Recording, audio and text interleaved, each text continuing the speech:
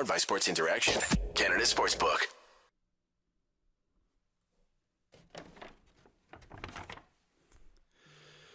Not today, old friend.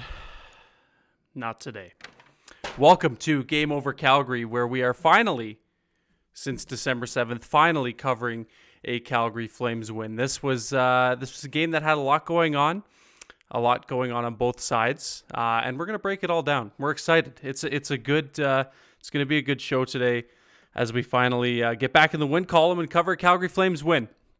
As I butcher the ad read, think you know what way it's going to go? Make your bet with Sports Interaction. Whether it's football, basketball, or hockey, Sports Interaction has you covered. Bet pregame, live and play, or on one of our many prop bets. Sports Interaction makes it easy to deposit, play, and cash out. Join now and see all sports betting has to offer. Want to bet?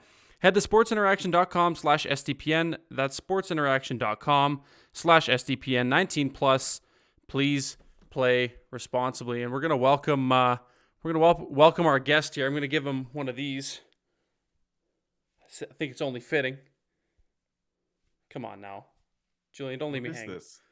What is this? You didn't see the Sharks fans all night. Whenever the Flames went in the box. They do the old Jaws. This is a Flame show. You guys got to give me Flames fans do. Oh, geez, come on, man. You've covered enough games in the Silent Dome to know there's nothing going on in there except for the wave when they're down by 3. Come on. There's like an Ole chant during a random Hurricanes game, and I still don't know why that was. Do you want me to start booing? They booed the last time you were in the building. Oh, this is true. They did. We're not gonna talk about the negatives though.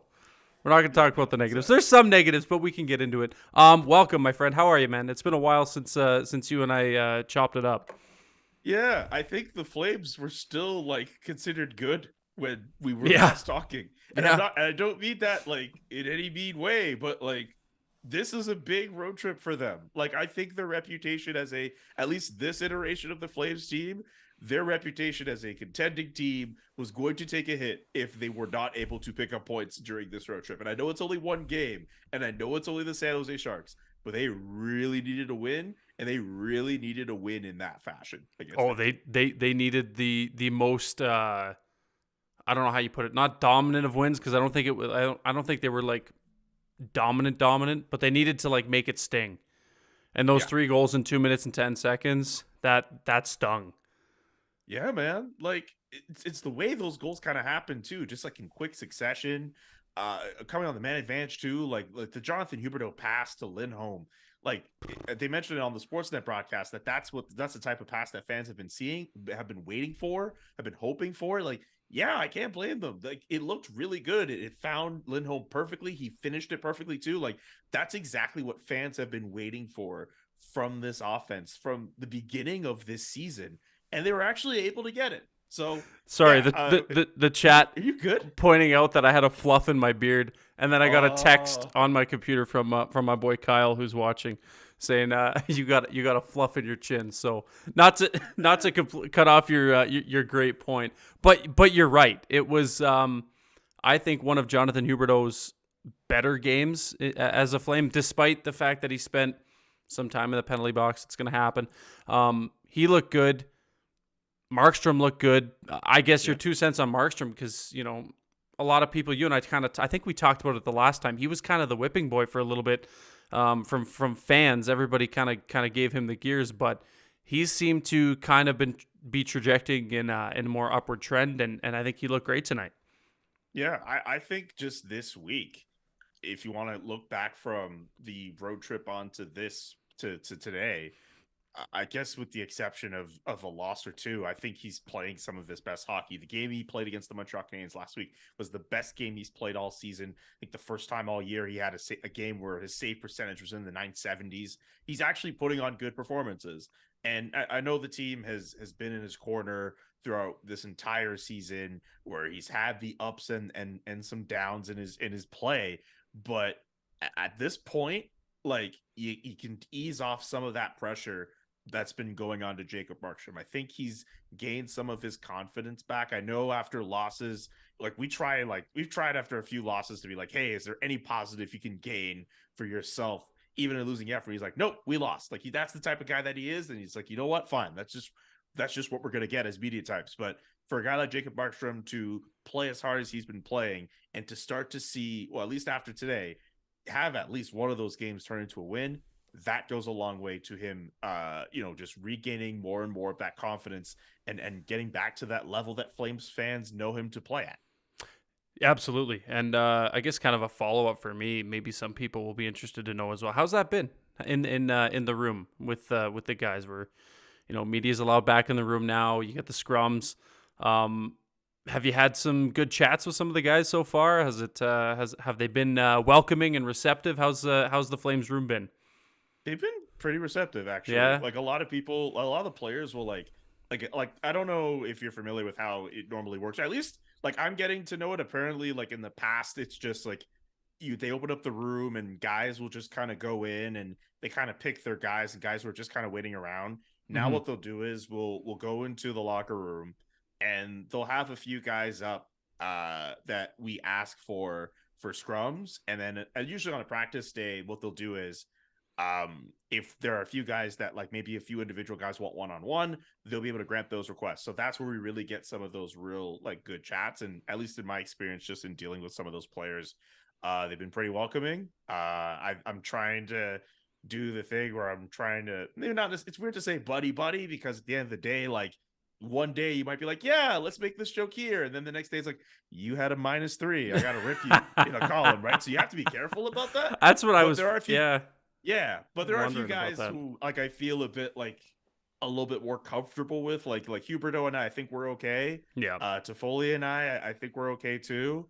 Yeah, Lucic, surprisingly, I actually enjoy like one-on-ones with Milan Lucic because I find like even in his scrums, like he'll give long answers, but like he seems engaged and he gives decent quotes for us. So like I actually, it's kind of weird. Like if you told me like 15 years ago or whenever, like the height of like the Bruins Canadiens rivalries, that I would have like a decent relationship media wise with Milan Lucic, I'd look at you and be like, what the hell are you talking about? Like there's no way. I guess so. Hey, yeah, given where you were, and obviously you got that French connection there with Huberto. So any French conversations with him? You break out the old français every now and then, or no? Like I'll just say salut or like salut Joe or whatever. Like I don't do any like full ones. I remember when I was interviewing him for that big story I worked on which was before you go any further. Incredible. Go you got to subscribe to The Athletic and you got to read that article, and rightfully so. It got a lot of attention. A lot of people were super impressed. So kudos to you. That was incredible. I know everybody in the chat, or most people have read it. So before you go any further, great job, because that was awesome. That was a great read.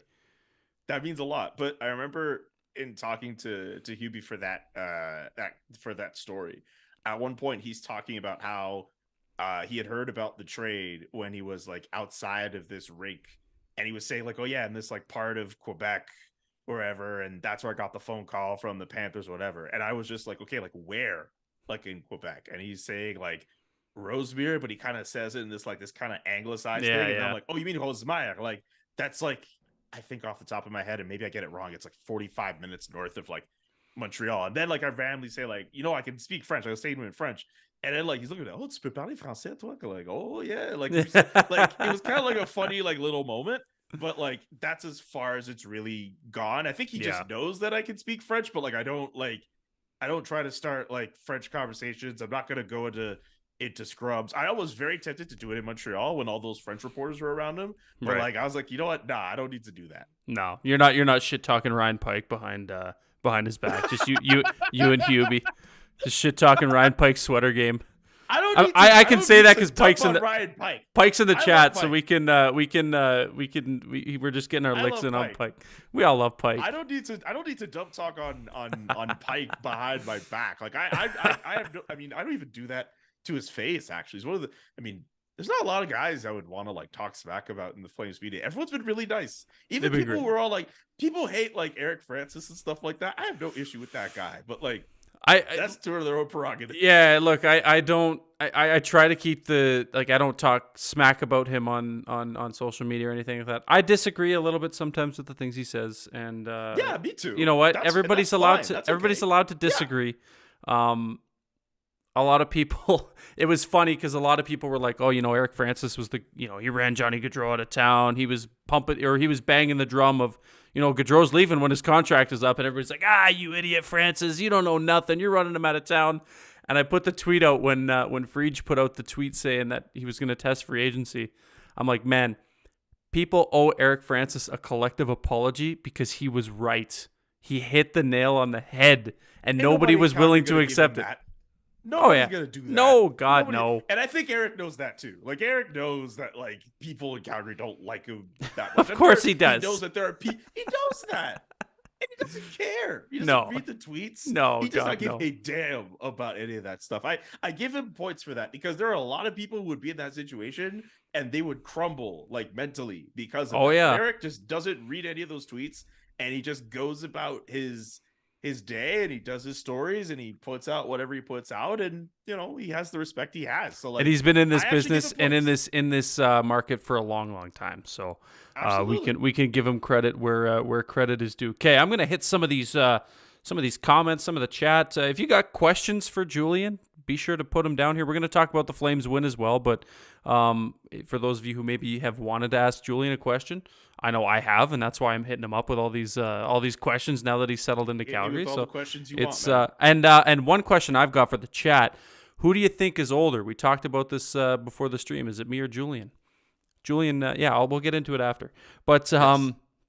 A lot of people saying, the Sharks are very bad.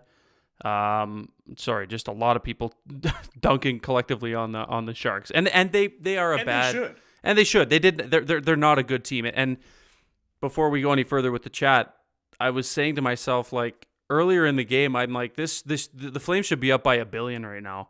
Like it was not particularly close who the better team was, but they just couldn't finish early.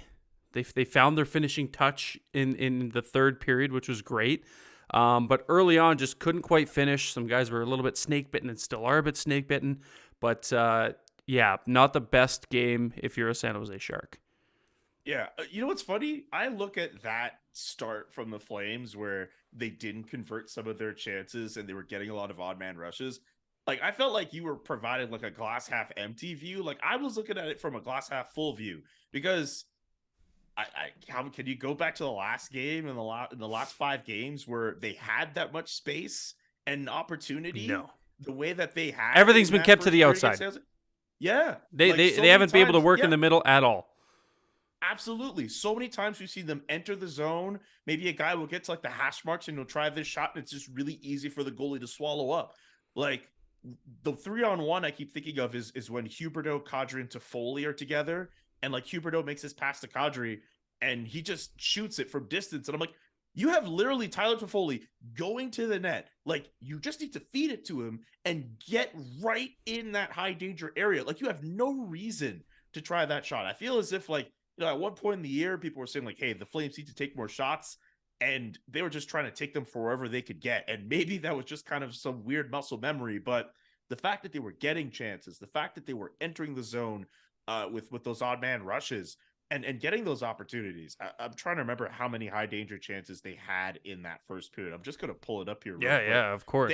They had 4. They led that battle 4-1 in that first period. They had chances. They looked good. I thought it was a promising start for them. And again, you're right. They probably should have been up by way more than what they were up. But again, that's why I said at the beginning, like, I mean, the fact that they were able to get those goals in the third period and the score looks the way that it does, they needed a result like that against a team like the Sharks, Like Shayna Goldman and I, we did an article that came out today just about some big keys that the Flames needed to take advantage of over the next few games. And looking at how the Sharks are, like there are so many opportunities for the Flames to kind of, do their opportunities to get in front of the net, bury their chances at 5-on-5. They need to take advantage. of that matchup. And I think they now have a record of like 6-6-2 against teams who are outside the playoff picture. They have shown with teams that are not in the postseason, or teams that the Flames should absolutely be beating, they have not been consistent enough with winning those games and not getting enough points. So they really needed a result like tonight. Where have we seen that before, Flames fans? Should I take you back to the Pacific or the Scotia North Division against the Ottawa Senators? That was that's a dark year. Ugly.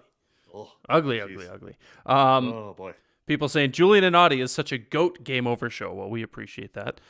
Some responses, 2 responses so far on the age thing, saying me. Which so you look older. Which is incorrect. Julian's got a couple more laps around the sun than I do, but yeah, the only reason we bring that up is because I talked to Julian before we hit record. I'm dealing with a pinched nerve. I talked about it last game, how I was sitting on a heating pad and I was like shaking around because I'm in so much goddamn pain. Pinched nerve. Lots of fun. I can relate. I remember last year playing this ball hockey game for the first time in months, and like at one point I was just like running around and I felt something in my back like pop, and then I just felt this like insane amount of pain, like I could barely take off all of my gear. I ended up at a friend's house just like laying on a heating pad for a solid hour, and it was the worst feeling in the world. I don't know if it was that, but like back pain, I just felt like so much pain. It's debilitating. It's terrible. Debilitating. Oh my god. And once you do it once, like I not to venture too far off the topic of the show, but I was doing the squat rack, and throughout my back, never been the same for the past 3 years. So take care of your back, maintain proper form when you're working out, and trust in the heating pad and Robaxaset. Justin has a question for you. He says, how intimidating is it to ask Daryl Sutter questions?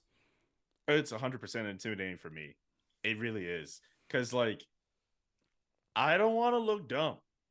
I hate looking dumb. And I don't feel... I mean, one, I always try to give way to the old elder statesman in the room. I think it's just like you've probably been around. You probably understand it. Like, there's a hierarchy with, like, guys who have been there. They normally get like your Steinbergs, your Labardius, your Wes Gilbertsons. Yeah, like Wes Gilbertson and Eric are like the guys I'm like, you know what? Like y'all can get. I know Brandon Parks with Flames TV gets licks in too. But like even then I'm just like, I don't know. I don't want to ask like a dumb question. There's like a formula I find with asking Daryl Sutter questions. If your question has like if it's longer than like 8 words, like Daryl's gonna cut you off or like make you look dumb. Like honestly, that's why there are times usually both ask questions. Both. That's why like whenever I ask questions, I'm just like, so what did you think of this guy? Or what did you think of this line? Or I don't know. It's also tough to be like, well, why did you do this? Because Daryl's also very just close to the chest with like lineup stuff, right? Like Chris Tanev is on injured reserve. How long is he going to be on injured reserve for? Don't do it. Nobody knows. Don't do it. It is promising that he is with the team. He's traveling with them.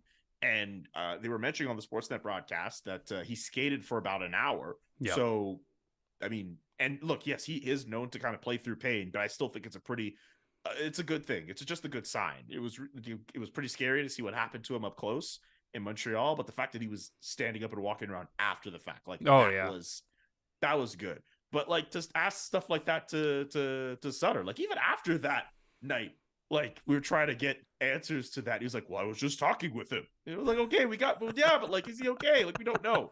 So like, yeah, it's a bit intimidating. But I will say this: if you're able to ask Daryl Sutter like a good like hockey question, where he's able to like reminisce about something that happened in the old times, like he's really good with that. And I've had opportunities to talk to him just like one-on-one, and he's also been pretty good. Like I remember this colleague of mine, Eric Stevens, who works covering the Kings and the Ducks, he was doing an article on Drew Doughty, and he needed me to ask Daryl Sutter a couple questions. I don't think I'd ever seen Daryl Sutter more happy, maybe since I joined the beat, than me asking like, "Hey, why is Drew Doughty so good?"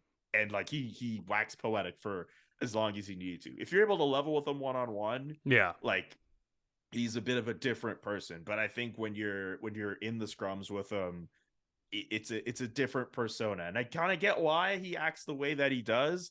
It doesn't make it any less intimidating. That's fair. And given what we see on TV and what we hear, it's I almost get not like secondhand embarrassment, but when I do hear someone ramble, I'm like, man, I pray for this guy's poor soul who's he's not ready to face what Daryl is about to give this person's way. And everybody loves when like people like us ask like questions where Daryl could just dunk on us, because their first instinct is to be like, win for Daryl Sutter. Like, look at this idiot asking this dumbass question. No, how many people have your level of empathy and they're just like, man, this journalist, he was just trying his best. Not many. Not many. Everybody else could be like, look at this dumbass. Yeah. Look at this man try to ask a question to Daryl Sutter. Daryl Sutter, we trust. Yeah, that's been the general like consensus around this market ever since Daryl returned. But yeah, I do feel bad for the people that get those maybe not so great questions into Daryl. Definitely feel bad. I want to reference your tweet, your post-game tweet. You say Flames made it count at 5v5, and then you said ended up the night even on high danger chances. I want to say the majority of those high danger chances for the Sharks came earlier in the game. The Flames kind of struggled a little. Did they? Well, maybe. Correct me if I'm wrong. So the first period, I have the breakdown here. So it was 4-1 Flames in terms of high danger chances. Most of them came in the third period, which sort of makes sense. Like if you're chasing the game, obviously, and you're trying to get that win, like it makes perfect sense that a team like the Sharks would end up having like 6 chances to the Flames 3 in terms of high danger chances in the third period. So that's really the biggest reason why it was tied. I think the Flames kind of dominated in that aspect, but I think just with the Sharks near the end, I remember they also got those opportunities on the man advantage too. I think that plays into it. Yeah, and I think it was important that the Flames had a good 5v5 night. Not to say they haven't been effective at 5-on-5. They haven't really been effective on the power play as of late either. But I just think, you know what, you put it perfectly in your summary tweet, just like how important, even though it was a lesser opponent, you talk about the high danger chances, all that stuff, just how important this win is. This was a game the Flames could have very easily lost, I think. It's just like written in the stars that they lose to a lesser opponent. It's just kind of what, we talked about earlier. Important win, huge win. I don't want to beat it to death because I've had so many piss poor game over shows in the past, since December 7th when they last won. Not covering wins. It's okay, brother. So it's been nice. It's okay, man. It's okay. It's okay. These games are allowed to happen. But I also know. understand that after this, it's like, okay, they play against the Sharks on Tuesday. What are they going to do? And also, you can tell me if I'm wrong. Big win for them today. They lose that game against the Anaheim Ducks later this week. Whew. Well, the Oilers already did that, and everybody the league collectively dunked on our friends up the QE2. I know I was chirping Avery and the boys in the Game Over group chat after that too, because how on God's green earth do you lose to that team? But yeah, it's gonna be an important stretch here, and like I've been beating the drum too. No good team is immune to a bad stretch. The Flames have had a couple. Teams go through it. I think even when you and I were talking last time, we talked about the Blues and their Stanley Cup run. The Penguins, when Mike Sullivan first came in, they went through a coaching change. They were one of the worst teams in the NHL. They go on to win the Stanley Cup. I'm not saying the Flames are going to go on to win the Stanley Cup. Would be nice, but good teams aren't immune to it. So it happens. These things happen. It takes time. The 2007-2008 Philadelphia Flyers had an offseason where they brought in a bunch of new guys like Danny Briere, Kimmo Timonen, Scott Hartnell, a whole bunch of guys. They started the year pretty well. They had like a little trip in Whistler with everybody, and then they went on the losing streaks at different points. They lost 10 in a row at one point. They went to the conference final. The Montreal Canadiens in 2009, 2010 A lot of people obviously look at the 2021 team, but for Mm-hmm. people in my generation, they looked at that 2009, 2010 team first. They got Scott Gomez, they got Michael Camilleri, they got Hal Gill, Matthew Darsh. All these guys came in. People were looking at them as this top ranked team. They went through some peaks and valleys in that regular season, and then Yaroslav Alak saved them a bunch of times, and they went to the conference final. Teams that go through all those types of overhaul, it's been shown throughout the course of history, and I know I only brought up 2 examples, but it's been shown throughout the course of history that they need time to gel, and when they catch fire at the right time, they are capable of making lengthy playoff runs. And I know those are just 2 examples, but I can't help but think of those teams in particular who have gone through what they've gone through and not think like, well, why can't the Flames, I'm not saying they're going to go to the conference final, but why can't they experience something in the second half of their year where they look really good? I have mixed feelings about them as a legitimate playoff contender, even though the Western Conference is not the greatest conference, but I still see them as a playoff team. I still think they could benefit from more time, especially for those new guys to really gel. And I think we could still see them. They're still, like, again, they're still a playoff team to me. Like I need to see. And I know I wrote that, like, you know, if they lose to the Ducks, like that changes a lot of perceptions about this team. I think it changes my perception about them being like a Stanley Cup team. They could still be a playoff team if they lose to Anaheim. And I'm not saying they're going to lose to Anaheim. They probably shouldn't lose to Anaheim. But if they lose to Anaheim, we look at them differently, but not so differently. Yeah, if that makes sense. No, I hear you, and it makes sense. You're hitting the nail on the head, and I guess in a nutshell, yeah, no teams are immune to it. They're still a good team. Things can happen. They just need to punch their ticket. We're gonna take a few more questions for Julian as we put a bow on this episode of Game Over Calgary. This one coming from Nate saying, Julian, what was the most difficult part about moving to Calgary? That's a good question. I guess just saying goodbye to all my friends and family. That's the toughest thing. Honestly, like getting all my stuff moved from home to Calgary was pretty smooth. Finding an apartment, I got really lucky. I got a family friend and connected with the realtor here, and we were able to make that work. But saying goodbye to a lot of the friends and family back home, that was really tough. That was like, I still like miss them all. Like I started sending them postcards just so I could write little notes, be like, hey, how are you guys doing? Like, I miss you guys very much, and all that. And I'm looking forward to going back home later this week and being around them for the holidays. But yeah, that's easily the toughest thing about moving. I feel that, man. I moved out here in 2014, so it was the year I graduated. And I was lucky enough, like my parents came with me, so like I moved out here with them and my brother. But yeah, leaving back all my buddies in Guelph and all the rest of my family in Guelph, and yeah, it's tough, man. It's tough, and you got to do it alone. So it's I can only imagine how tough it was. Like my family helped me the first few days, right? And what's cool too is that I have like an aunt and cousins who also live in the city, and I've been able to reconnect with them. So that's really been helpful. But yeah, like I also was thinking about this today. Like I've wanted to live alone for like a long time. Like I was living upstairs with my parents for like the last few years, and it was cool, but like it wasn't like the same as like what this experience is. And like I've wanted this experience for a long time. I just have to put up with the fact that I'm gonna feel homesick every now and again. Yeah. No, for sure. It's yeah. I've lived at home. Well, I mean, I bought a house a few years ago, but lived at home for the longest of times, and then once you finally move out, it's a nice feeling. It's a nice feeling once you have that little bit of freedom and independence, right? Oh geez, where was this one? There was a good one here. Oh yeah, there it is. Hey Julian, big fan of your work. I know you are a huge football fan, so I gotta ask, what is your favorite Premier League goal, and why is it Sergio Aguero's league-winning goal for Man City?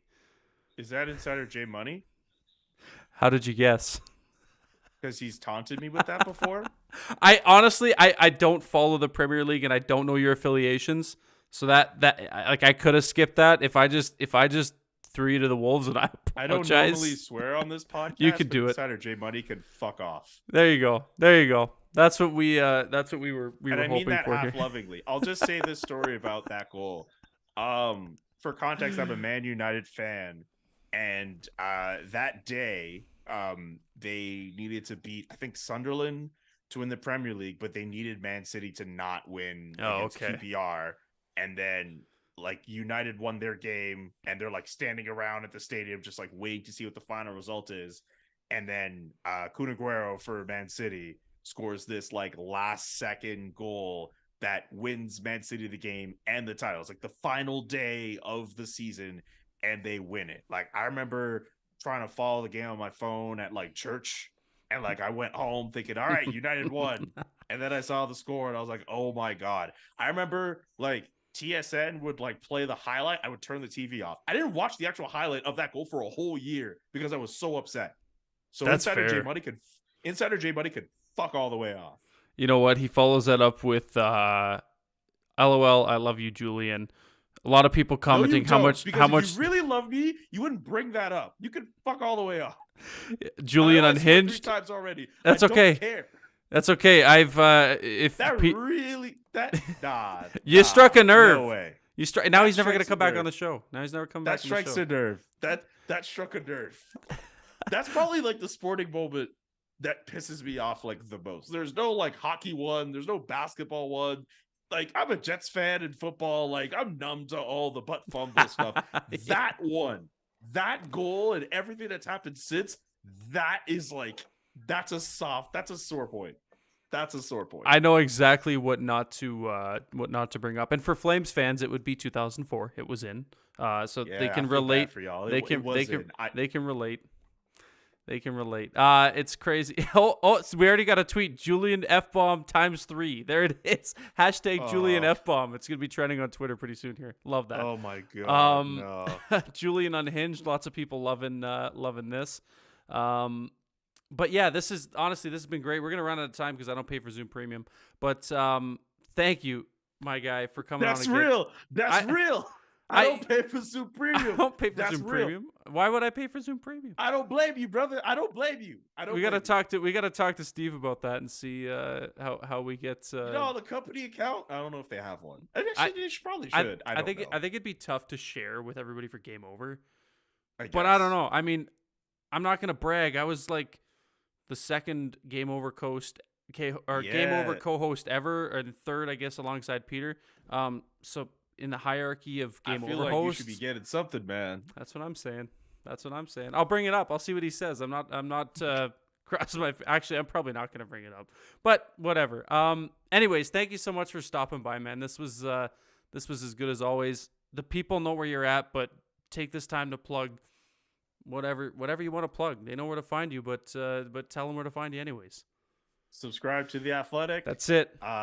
Subscribe to The Athletic Hockey Show. Back on the Monday show. Subscribe to the CJ Show. Thank you to everyone who's been providing feedback on the last episode. I know we discussed a very difficult situation with the Alexander Ovechkin goal chase. Some opinions either disagreeing with us or agreeing with us. We appreciate it all because it ultimately described our point of how difficult it is to talk about it. So thank you for checking out that podcast, and thank you for checking out my work, and thank you for all of the support. It's been really great through these first 3 months for me, and I'm eternally grateful to the fans. Thank you. You're a Calgary man now. Calgary, Maine. Calgary, yes, sir. Maine. Yes, sir. This is great. We're gonna have you back on for sure. Permitting you want to come back on, we'll figure something out. I definitely want to come back on. Because this was supposed to be with you. This was supposed to be Peter tonight, but he's stuck in Mexico, so we're gonna feel bad for him. Stuck in Mexico. Yeah, stuck in Mexico. Oh yeah, my flight got changed. Yeah, okay, Peter. So, as we unnecessarily provide Peter Klein with a drive-by. Next Game Over will be Tuesday against the San Jose Sharks again. You guessed it. I will be hosting once again with Nick Pinkerton from the Twisted Wrister Hockey YouTube channel. Big Sharks fan in Nick. So we will talk to you guys then. Stay safe, pals, and we'll see you on Tuesday for Game Over Calgary. Peace.